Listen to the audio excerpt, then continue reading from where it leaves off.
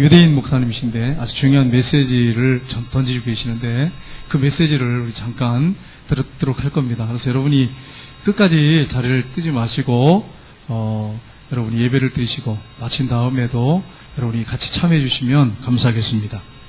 사사기 16장은 삼손의 타락과 죽음에 관한 말씀이 오늘 본문에 기록이 되어 있습니다. 삼손에 관한 마지막 기사가 오늘 이제 본문 내용인데 또 사사의 결말이기도 합니다. 사사가 이제 더 이상 뒤에 보면 여러분 아시겠지만 사사기 시대의 사사는 끝나는 삼손으로 그런 모습을 우리가 볼 수가 있습니다. 여러분 삼손은 엄청난 힘과 재능을 갖고 있었던 사람입니다. 나귀턱비 하나로 1000명을 죽인 사람이에요. 근데 여인에게 눈에 콩깍지가 씌우니까 이 분간이 안 돼. 앞뒤가 분간이 안 되고 질질 그 애한테 끌려가다가 마지막에 눈 다 뽑히고 그리고 비참한 치유를 마주했지만 우리 하나님은 긍휼하심이 얼마나 풍성하신지 그가 마지막에 회개하고 돌이켰을 때 하나님이 그에게 은혜 베푸십니다. 그래서 살았을 때보다 죽었을 때 더 큰 일을 한 사람이 누구냐? 삼손이에요. 삼손이 천국 갔느냐 지옥 갔느냐 질문할 수 있어요. 사사가 이 모양인데 이 천국 갔겠습니까? 그런데 천국 갔습니다. 목사님 뭘 보고 그렇게 장담하십니까? 히브리서 11장에 보시면 믿음으로 삼손은 이렇게 되어 있어요. 믿음으로 삼손. 믿음의 사람 삼손에 대해서 얘기를 하고 있어요. 그가 잘못된 것들을 다 회개했다는 거예요. 감옥에서 눈 뽑혀가지고 맷돌 돌리면서 다 회개했다는 거예요. 철저하게 회개했다는 거예요. 그리고 나중에 하나님 앞에 쓰임 받습니다. 그리고 히브리서 11장에 믿음의 사람으로 나와요. 여러분 이런 사실을 보면서 우리 하나님의 그 사랑과 긍휼하심이 얼마나 큰가 하는 것을 보여주는 또 장이 이 사사기 16장이라고 이렇게 말할 수 있습니다. 이 삼손은 첫 결혼을 실패했습니다. 이방 여인과 왜 이렇게 동족이 아니고 블레셋 여인을 좋아했는지 몰라요. 블레셋 여인과 결혼을 했다가 일주일 만에 어떻게 됐습니까? 문제가 생겼잖아요. 그래서 그 집안 다 그냥 쑥대밭이 됐잖아요. 여러분이 우리가 살펴봤습니다. 그렇게 한 여자 때문에 첫 여자 때문에 이런 일이 벌어졌는데 결국 이게 보면 계속해서 연결이 돼요. 여자로 시작했는데 여자로 마치는 이런 삼손의 최후의 모습을 보면서 참 부끄러운 모습을 우리가 살펴볼 수 있습니다. 이 삼손이요 기생의 집을 찾아요. 삼손이 누굽니까? 사사예요. 사사. 오늘날로 이제 하면 목회자예요. 목회자가 기생의 집을 찾아. 여러분 어떻게 생각하십니까? 제가 만약에 저 기생의 집 창녀촌을 막 이렇게 왔다 갔다 하면 여러분 어떻게 생각하시겠어요? 저 목사님 왜 저래요? 목사님한테 저한테 와가지고 목사님 정신 차리세요. 왜 여기서 이렇게 방황하십니까? 이러실 거예요. 네, 제가 그런 일 절대 없으니까 염려하지 마십시오. 근데 제가 이제 이 설교를 방송을 들었어요. 외국 목사님. 근데 거기에 무슨 내용이 나냐면 미국의 목사님들 중에 창녀촌을 드나드는 목사님들이 있다는 거예요. 가슴 아프더라고 그 얘기를 들으면서. 이 사사인 삼손이 지금 어디가 있냐면 육체적인 쾌락을 추구하기 위해서 창녀촌에 들어가요. 창녀집에 들어가요. 그런 모습이 나오고 있어요. 이게 얼마나 끔찍한 범죄입니까 하나님 앞에. 근데 이방 여인의 창녀. 이런 삼손의 모습을 보면서 이 성적 욕구가 얼마나 무서운가. 우리 안에 성적인 폭탄을 하나씩 짊어지고 있구나 하는 것을 알 수가 있어요. 우리는 이런 데 넘어가지 않도록 깨어서 늘 근신하고 하나님 앞에 바로 세워야 됩니다. 우리가 성령의 사람이고 성령의 인도를 받는다면 이러한 일에 빠지지 않도록 조심해야 됩니다. 성령 충만하고 성령의 인도받은 사람은 이게 지킬 수 있어요. 근데 늘 성령 충만하면 좋겠지만 한순간에 또 성령 충만하지 않고 성령을 소멸하고 근심시킬 수 있어요. 그러다가 회개하지 않고 성령 충만을 다시 구하지 않고 있다가 이런 일이 삼손처럼 벌어질 수 있다고 하는 것을 우리가 잊지 말아야 됩니다. 오늘 본문을 자세히 나눠보면 다음과 같습니다. 1절에서 3절에 보시면 이 성문짝을 뽑는 삼손, 4절에서 13절에 보시면 드릴라에게 그 꿰매에 빠져있는 삼손, 18절에 22절에 보면 삼손이 노예가 된 그런 모습이 나오고 23절에서 31절에 보면 블레셋 사람들을 크게 멸한 삼손의 내용이 쭉 기록되어 있습니다. 오늘 본문에 나오는 이 삼손을 자세히 살펴보면서 우리가 교훈을 받기 원합니다. 첫 번째는 유혹자의 꿰매에 넘어간 삼손에 대해서 우리가 살펴보기는 합니다. 여러분 인간의 욕망 중에 가장 강한 욕망이 뭐냐면 이 식욕과 성욕이라고 말할 수 있어요. 여러분 음식 절제한다는 게 쉬운 게 아니에요. 한번 해보십시오. 저도 요즘에 체중이 약간 불었어요. 불어가지고 음식을 조절하려고 참 조심해요. 그런데 참 쉽지 않습니다. 저녁에 내가 절대 안 먹으리라. 그렇게 결심을 하면 이상하게 저녁에 목사님 식사나 같이 좀 하시죠. 그러면 그래 오늘만 그래 저녁 먹자 이러고 이게 쉬운 게 아니에요. 단호하게 아이 오늘 시간이 안 됩니다. 저녁난 먹을 수 없습니다. 이러면 좋은데 그래 오늘만 먹자 이러고 한단 말이에요. 저녁에 또 이렇게 절대 안 먹으리라 그러면 식탁에 맛있는 게 또 이렇게 놓여 있어요. 그래 오늘만 이거 먹지 말자. 이게 이렇게 어려워. 식욕을 절제한다는 게 쉽지 않아요. 성욕도 마찬가지예요. 식욕과 성욕은 참 우리가 넘기 힘든 것 중에 하나입니다. 이 두 가지가 그래요. 삼손은 이 성욕이 강했던 사람이에요. 그래서 오늘 본문에 보시면 가사에 가서 한 기생의 아름다움을 보고 들어갔습니다. 들어가가지고 그 집에 잠을 잤습니다. 이게 얼마나 부끄러운 일이에요. 하나님의 나실인이에요. 그 나실인이 기생의 집에 가서 잠을 잤어요. 자기 부인이 아니에요. 기생의 집에 가서 잠을 자고 그러니까 어떻습니까? 블레셋 사람들이 그냥 둡니까? 자기 동족을 괴롭히고 또 1000명을 그 뼈로 갖다가 때려서 죽였던 이 원수를 그냥 두겠어요? 밤에 성문을 잠그고 포위를 했어요. 근데 삼손이 자다가 좀 이상한 거예요. 느낌이. 그러니까 거기서 새벽까지 있지 않고 밤중에 일어나가지고 나와서 성문을 갖다 뽑았어요. 여러분 얼마나 힘이 셉니까? 성문이 이게 들을 수 있는 겁니까? 성문을 나중에 전체 그냥 다 뽑았어요. 그래서 오늘 본문에 보시면 나오지만 성문과 그 성문 붙어있는 설주까지 다 뽑아버렸어요. 뽑아가지고 들고 가니까 여러분 블레셋 사람들이 얼마나 놀랐겠습니까? 얼마나 두려움에 떨었겠어요. 건들지 못하는 거예요. 성문을 뽑아가는데 이거 어떻게 하겠어요? 전부 다 두려움에 떠는 거예요. 근데 여러분 탱크에게도 약점이 있다는 그런 말이 있어요. 옛날 말에. 탱크에게도 약점이 있다. 탱크가 얼마나 천하무적입니까? 어디를 공격할지 방법이 없어요. 근데 탱크에게도 약점이 있어요. 탱크에 어디 약점이 있느냐? 탱크의 약한 부분은 체인입니다. 체인만 끊어놓으면 탱크가 갈 수가 없어요. 아무리 튼튼해도 좋아도 갈 수가 없어요. 마찬가지로 삼손이 그렇게 막강한 하나님의 사람인데 그에게 약점이 있었어요. 어떤 약점입니까? 이성에 대한 약점이 있었어요. 성적인 욕망이 너무 강했어요. 이게 문제예요. 우리 4절 말씀 한번 보겠습니다. 4절 말씀을 같이 읽겠습니다. 이후에 삼손이 소래 골짜기에 데릴라라 이름한 여인을 사랑하며. 이상한 것은 삼손이 여인들을 사랑하는데 자기 동족 여인을 사랑하면 좋겠는데 전부 보면 블레셋 여인이에요. 첫 부인도 그 실패해가지고 쑥대만 만들어 놓고서는 거기 첫 부인도 블레셋 여인이에요. 창녀촌에 들어갔는데 창기도 블레셋 여인이에요. 소래 골짜기에 여자를 사랑했는데 이 여자도 블레셋 여자예요. 이상하죠. 이방 여인 결혼하지 말라고 하는 하나님 말씀이 분명히 있는데 율법을 무시하고 이방 여자를 그렇게 사랑합니다. 그러니까 여러분 블레셋 사람들이 그냥 두겠어요? 블레셋 방백이 찾아갑니다. 이 블레셋 방백은요 왕입니다. 이 사사시대의 방백은 왕 수준이에요. 왕들이 찾아갔어요. 찾아가가지고 자기들이 감당이 안 되니까 가서 무슨 얘기를 합니까? 은 1000개씩을 1100개씩을 주겠다고 하면서 두 가지를 알아봐달라고 그래요. 두 가지를 삼손에게서. 첫째는 뭐냐면 무엇으로 말미암아 그 큰 힘이 생기는지. 두 번째는 뭐냐면 우리가 어떻게 하면 그를 결박해서 굴복을 시킬 수 있을지. 이 두 가지를 알라는 거예요. 여러분 돈에 여자들이 약하잖아요. 돈에 약해. 돈에. 삼손은 이성이 약했지만은 이 드릴라는 돈에 약했어. 그래도 남편이 아니더라도 같이 사는 사람 아닙니까? 그런데 돈을 준다니까 그 돈에 대한 욕심. 여성들은 아마 이 물질이 약한 것 같아. 그래서 뭐니 해도 돈이 최고가 같아. 우리 여성분들 돈이 최고가 되지 않기를 주님의 이름으로 축복합니다. 대답을 못하세요.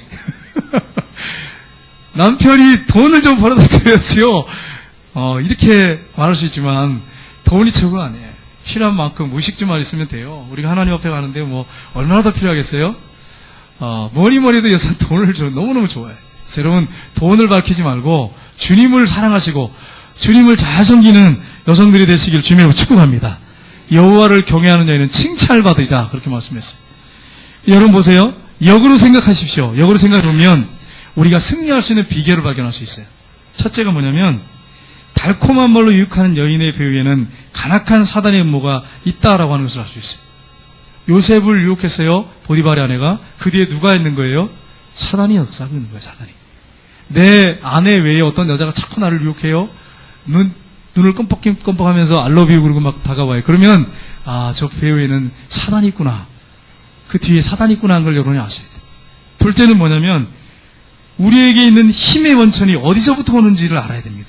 삼손의 힘의 원천이 어디 있는지를 이 사람들이 알려고 하잖아요. 근데 삼손은 어떻게 생각했냐면 자기 머리만 깎이면 이게 자기의 힘이라고 생각했어요. 물론 나스린이기 때문에 하나님께서 약속이라고 하는 것을 줬어요. 그래서 이 머리가 긴 동안에는 힘을 주신다고 약속을 하셨어요. 근데 힘의 원천이 머리입니까? 아니에요. 그 힘을 주시는 하나님이셨어요. 근데 삼손이 이걸 기억하지 못하는 거예요. 단지 자기가 머리가 길고 나실이기 때문에 여기 이 머리가 힘의 원천이라고 착각하고 있는 거예요. 하나님이 떠나면 끝나는 건데.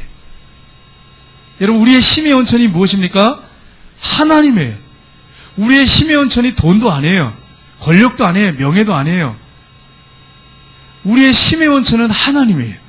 이 사실을 우리가 기억하고 믿음 생활하시기를 주님으로 축복합니다. 그러니까 드릴라가 삼손을 조르기 시작합니다. 이걸 알아야 돈이 생기잖아요. 여러분, 은 1100개씩인데 이 방백이, 왕이, 이 블레셋은 5방백이에요. 그러니까 왕들이 5명이죠. 1100개씩을 준다고 하니까 이게 얼마나 큰 돈입니까? 그러니까 이 돈에 유혹에 넘어간 거예요. 그래서 어떡합니까? 조르기 시작하는 거죠. 당신을 사랑한다고 하면서 당신의 그 힘의 비밀을 좀 가르쳐달라고. 어떻게 하면 당신을 굴복시킬 수 있는지. 여러분, 이 정도로 얘기를 하면 이 여자가 나를 좀 잡아먹으려고 하는구나. 이걸 알아야죠. 그런데 몰라. 당신을 어떻게 굴복시키는지 그걸 가르쳐달라고. 여러분이 생각해보세요. 그거 말하면 되겠어요? 다 당연한 거지. 근데 눈에 콩깍지가 씌우니까 이게 보이지 않는 거예요. 이 남자도 어리석어가지고 눈에 콩깍지가 씌워가지고 이게 한번 걸려들면 이게 뭐 끌려가는 거예요. 코에 그냥 낚싯바늘 꽂은 것처럼 해가지고 그냥 끌려가는 거예요. 그냥 막 아무 생각 없이 끌려가요. 사망으로 가는지도 모르고 끌려가요. 음력에 끌려가는 것처럼. 잠언석에 나와 있죠. 그냥 끌려가는 거예요. 그러니까 삼손이 괴로우니까 얘기를 하죠. 뭐라고 얘기합니까? 거짓말하죠. 거짓말합니다. 마르지 아니한 새 활주를 일곱으로 나를 결박하면 내가 약해져서 다른 사람과 같으리라.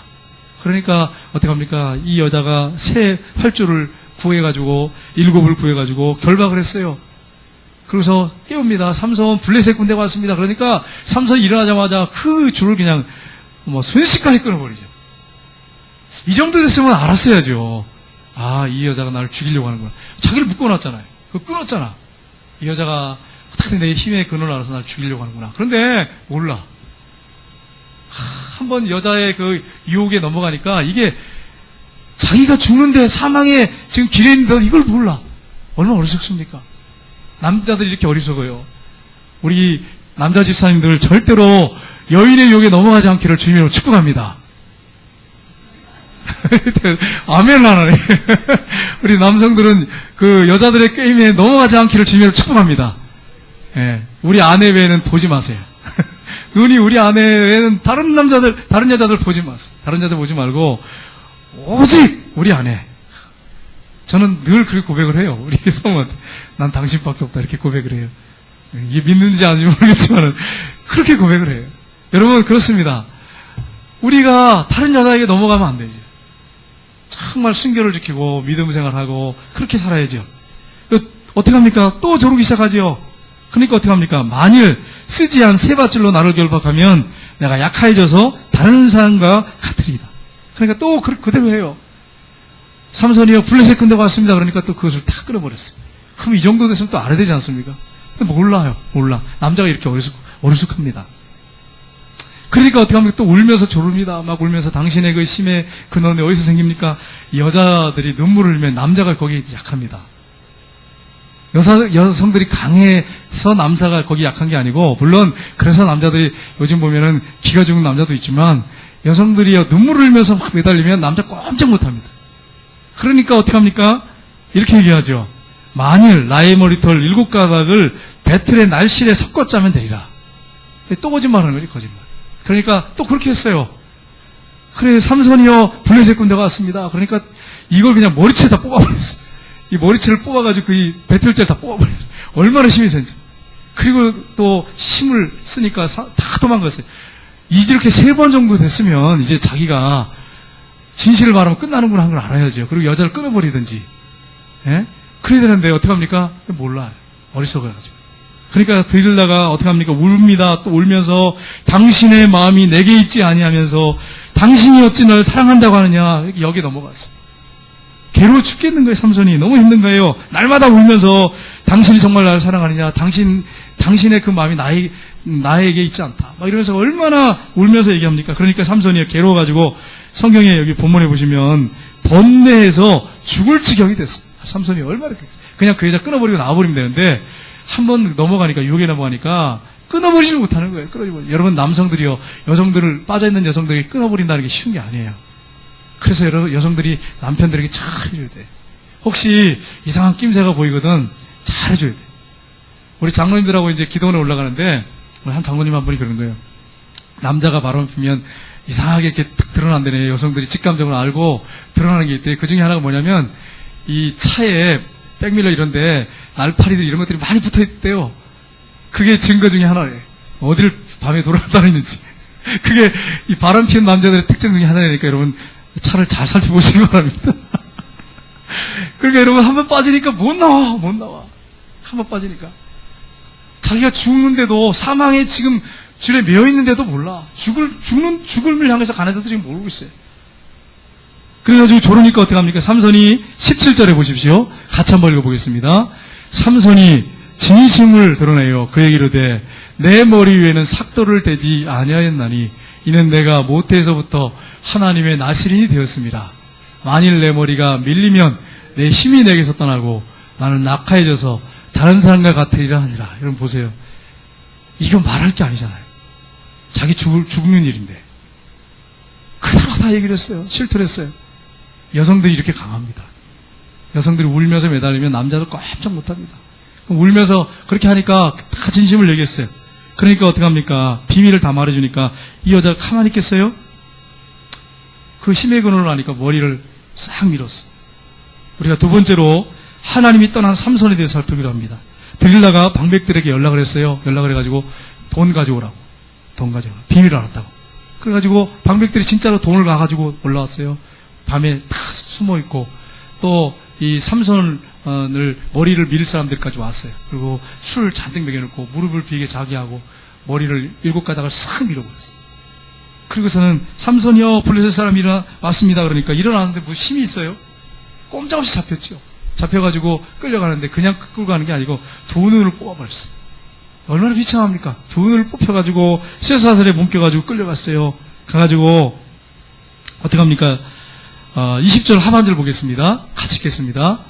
여호와께서 이미 자기를 떠나신 줄을 깨닫지 못하였더라.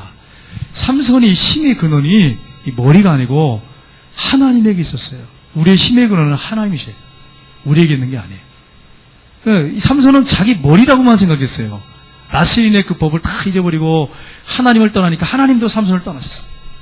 여러분 구약시대 때는 성령님께서 어떤 사람에게 임재하세요. 그리고 하나님의 사역을 마친 다음에 떠나십니다. 그러나 신약에는 성령님 임재해서 떠나잖아요. 우리 안에 슬퍼하시고 근심하고 소멸해요. 우리가 성령님을. 그러니까 여러분 근심시키고 소멸시키지 않도록 조심하셔야 돼요. 실제로 떠나셨어요. 그러니까 어떻게 됐어요? 삼손이 힘이 없죠. 붙잡혀 갔어요. 그래가지고 여러분 삼손이 자기에게서 하나님이 떠난 것을 몰랐어요. 어떤 철학자가 이런 말을 했습니다. 나는 내가 아무것도 모른다는 것 이거 하나만은 알고 있는데 다른 사람들은 그것조차 모르더라. 이렇게 얘기한 철학자가 있었어요. 이 철학자는 똑똑한 사람입니다. 나는 아무것도 모른다. 그걸 알고 있었어요. 그 하나를 알고 있었다는 거예요. 근데 어떤 사람들 보면 교만해요. 자기가 다 아는 것처럼 똑똑하게 말을 해요. 나는 뭘 알고 뭘 보고 얼마나 똑똑하게 얘기합니까? 사실은요. 우리는 아무것도 몰라. 하나님이 가르쳐주지 않으면 몰라요. 진리를 몰라요. 깨닫지도 못해요. 하나님이 우리의 총명을 걷어가시고 지혜를 걷어가시면 우리가 알 수 있는 거 아무것도 없어요. 하나님이 우리의 그 힘의 근원이세요. 삼손이 하나님이 떠난 걸 몰라요. 붙잡혀갔습니다. 눈이 뽑혀가지고 붙잡혀가지고 뭐라고 있습니까? 감옥에 끌려 들어가서 맷돌을 돌리는 사람이 됐어요. 이 맷돌은요 사람이 돌리는 게 아니에요. 그 당시에 말이나 소가 돌리는 맷돌. 이걸 갖다가 돌리는 거예요. 여러분 얼마나 비참합니까? 그 맷돌 돌리면서 삼손이 뭘 했겠어요? 뜨거운 눈물을 흘렸죠. 하나님 용서해 주십시오. 내가 하나님 앞에 죄를 범했습니다. 얼마나 많이 맷돌 돌리면서 울었겠습니까? 수없이 울면서 하나님 앞에 회개했을 거예요. 우리 하나님이 그를 불쌍히 여기셨어요. 긍휼히 여기셨어요. 우리 하나님 말씀 보겠습니다. 이사야 55장 7절 말씀 같이 읽겠습니다. 악인은 그 길을 불의한 자는 그의 생각을 버리고 여호와께로 돌아오라. 그리하면 그가 긍휼히 여기시리라. 우리 하나님께로 돌아오라. 그가 너그럽게 용서하시리라. 우리 하나님은요, 사랑과 자비가 얼마나 풍성하신지, 긍휼이 얼마나 풍성하신지 우리가 뜨거운 눈물을 흘리면 못 견뎌하세요. 아무리 극악무도한 죄를 져도요, 뜨거운 눈물을 흘리면서 하나님, 내가 죄를 졌습니다. 용서해 주십시오. 눈물을 흘리면서 기도하면요, 우리가 생각할 때 난 용서받지 못할 죄인이야, 난 죽어 마땅한 죄인이야. 그런데 그 죄를 용서해 주세요. 그리고 받아주세요. 그렇게 회개하면서 돌아오면 우리 하나님이 어떻게 하신다고요? 불쌍히 여기신대요.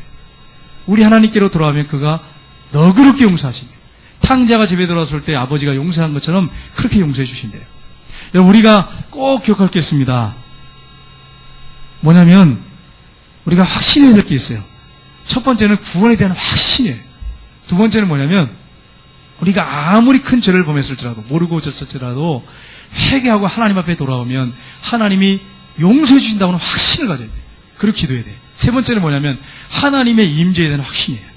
믿는 사람들이 이 세 가지 확신을 갖지 않으면 힘이 없어요. 이 세 가지 확신만 가지면 우리 다 함대할 수 있어요. 삼손이 그렇게 회개하면서 하나님 앞에 기도했을 때 하나님이 그에게 은혜 베푸십니다. 그리고 그때부터 머리가 자라기 시작하는데, 세 번째로 하나님께 부르짖어 기도하는 이 승리하는 삼손의 모습을 볼 수 있습니다. 23절에 31절까지인데, 그가 욕정과 교만에 의해서 눈을 잃고 힘을 잃어서 결국은 비참하게 망하게 되었지만, 그가 울면서 하나님 앞에 기도하면서 회개하면서 하나님 앞에 용서함을 받습니다. 그리고 이제 그가 끌려나가는데, 여러분, 블레셋 사람들은 다곤이라고 하는 신을 섬겼는데, 이 신은 어떤 신이냐면 이 블레셋 사람들의 곡물을 이렇게 풍요롭게 하는, 풍요를 주는 신이에요. 곡물을 풍성케 하는 신. 이 신을 섬기는데 그 신전에 끌고 갑니다. 가서 뭐 하려고 끌고 갔냐면 삼손을 체포한 거에 대해서 감사제를 드리기 위해서 신전에 끌고 갔어요. 신전에 가니까 사람들이 얼마나 많겠어요? 2층에만 한 3,000명 정도 돼요. 그러니까 얼마나 많은 사람들이 모였겠어요? 쫙 모였었어요. 방백들이 다 모였어요. 그래가지고 그것을 이제 봅니다. 삼손을 제주 부리게 합니다. 원숭이처럼 제주 부리게. 얼마나 비참합니까? 하나님의 백성이 타락하게 되면 이런 일이 벌어져요. 어떤 일이 벌어집니까? 하나님 영광 가리게 되고 또 우상에게 영광을 돌릴 수밖에 없는 이런 일이 벌어질 수 있어요. 삼손이 끌려가가지고 여러분 이런 비참한 일을 지금 당하고 있어요. 여러분이 기도하실 때, 남편을 위해서 기도하실 때, 또 여러분 아내를 위해서 기도할 때 절제 부분을 놓고 기도하셔야 돼요. 하나님 범죄하지 않도록 지켜달라고 기도하셔야 돼요. 목회자인 저를 위해서 기도할 때도 하나님 절제할 수 있도록 은혜 베풀어달라고. 만약에 절제하지 못하면, 한 번 실수하게 되면 이게 일파만파 번지기 시작하고 하나님 영광 가리고 끝내는 어떻게 됩니까? 마음의 상처를 성도들에게 주게 돼 있어요. 목회자가 그러면 그래요. 그러니까 여러분이 깨워서 항상 하나님 앞에 기도하셔야 돼요. 사단의 유혹에 넘어가지 않도록. 블레셋 사람들이 삼손을 제주 부리게 하니까 제주를 부립니다. 삼손이 이런 사람입니까? 아니잖아요. 정상적인 하나님의 사사로 쓰임받았다면 이렇게 되지 않았죠. 정말 그 신전에 있는 사람 다 엎어버릴 수 있는 사람이에요. 다 죽일 수 있는 사람이에요. 그런 능력 있는 사람이에요. 근데 제주 부리고 있어요. 삼손이 회개하고 하나님 앞에 기도합니다. 28절에 보시면 이렇게 기도합니다. 한번 보겠습니다. 삼손이 여호와께 부르짖어 이르되 주 여호와여 구하옵나니 나를 생각하옵소서. 하나님이여 구하옵나니 이번만 나를 강하게 하사 나의 두 눈을 뺀 블레셋 사람들에게 원수를 단번에 갖게 하옵소서 하고 이렇게 기도했어요. 그리고 거기 있는 소년에게 이 신전 건물 기둥, 양기둥인들을 인도해달라고 해요. 손을 붙잡고 안 보이니까 가서 인도해주니까 기둥을 붙잡았어요. 이제 제주를 부리다가 기둥을 붙잡게 됐어요. 그리고 힘을 쓰는데 하나님이 그에게 힘을 주십니다. 그래서 그 신전을 무너뜨려가지고 그가 살았을 때보다 죽었을 때에 더 많은 사람을 죽이게 됐어요. 승리케 하나님이 하셨어요. 마지막에 멋있게 하나님이 잠식해 주셨어요. 어떤 교회 장로님이 계셨는데 이 장로님이 형식적인 신앙생활을 했어요. 그러다가 간암에 걸렸는데 10년 동안을 간암으로 고생을 하셨어요. 근데 이분이 얼마나 하나님을 사모하고 하나님을 붙잡았는지요. 그 주변 사람들이 그분의 경건, 그 기도를 통해서 감명을 받고 은혜를 받고 목사님들까지도요. 얼마나 그 장로님 때문에 감동을 받은지 몰라요. 여러분 건강한 것이 축복입니까? 건강한 건 축복이에요. 근데 건강하니까, 힘이 있으니까, 마음대로 사는 것은 축복이 아니에요. 내 멋대로 사는 건 축복이 아니에요. 비록 몸이 약해도 하나님을 의지하고 믿음 생활만 잘 한다면 그게 오히려 축복이 될 수 있어요. 여러분 오해하지 마세요. 제가 건강이 나빠야 된다 그런 말이 아니에요. 건강은 분명히 하나님 주신 축복이에요. 근데 삼손처럼 건강해도 하나님 붙잡지 않고 내 멋대로 내 방법대로 산다면 그게 축복입니까? 축복이 아니라는 거예요. 혹시 건강이 좋지 않아서 내가 지금 너무 힘들어. 근데 그 건강이 약한 것 때문에 하나님을 붙잡을 수 있다면, 그리고 하나님 앞에 간절히 기도하고 믿음 생활을 제대로 할 수 있다면 그것이 복이 될 수 있다는 사실이에요. 하나님 앞에 쓰임받을 수 있다고 하는 사실이에요. 이 장로님이 얼마나 큰 영향을 미쳤는지, 만약에 이분이 건강했다면 뭐 마음대로 살았겠지요. 그런데 얼마나 경건하게 자기 삶을 정리하고 믿음으로 살았는지 그 주변 사람들이 다 감동을 받았어요. 목사님들까지 다 그 장로님이 고개 숙이고 너무나 감동을 받아요. 그 얼마나 경건하게 살든지 기도하든지. 이분이 저주받은 겁니까? 복받은 겁니까? 그럼 어떻게 생각하세요? 복받은 분입니까? 저주받은 사람입니까? 세상 사람들이 보면 저주받은 사람이지. 가난에 걸렸는데. 하나님이 볼 때는 축복받은 사람이에요. 영적인 눈으로 볼 때는 복받은 사람이에요. 그리고 하나님 앞에 갔을 때 얼마나 큰 상을 받겠습니까? 그 장로님. 건강할 때 마음대로 자기 멋대로 살고 하나님 찾지 않고 그리고 교만해서 살다가 하나님 앞에 가면 무슨 상이 있겠어요? 그러니까 중요한 것은 건강한 게 축복이 아니고, 건강은 복입니다. 분명히 축복은 축복이지만 중요한 것은 하나님을 찾으면서 믿음 생활 잘하면서 건강한 사람, 이게 복인 거죠. 이게 건강이 안 좋아도 내가 하나님을 잘 섬기면 그게 축복인 거예요. 건강이 안 좋아도. 그러니까 우리의 힘의 원천은 하나님이에요. 하나님을 붙잡는 게 중요하다고 하는 사실이에요. 그래서 여러분 한 주간 동안에 뭘 붙잡고 사시겠습니까? 여러분의 힘이 근원이 뭡니까? 물질입니까? 명예입니까? 건강입니까? 뭡니까? 이런 거 붙잡지 말고 하나님 붙잡으십시오. 그래서 믿음 생활 열심히 하셔서 하나님이 공급해 주는 그 힘으로 사시고 하나님 앞에 영광 올려드리는 한 주간 되시기를 주님의 이름으로 축복합니다. 기도하겠습니다.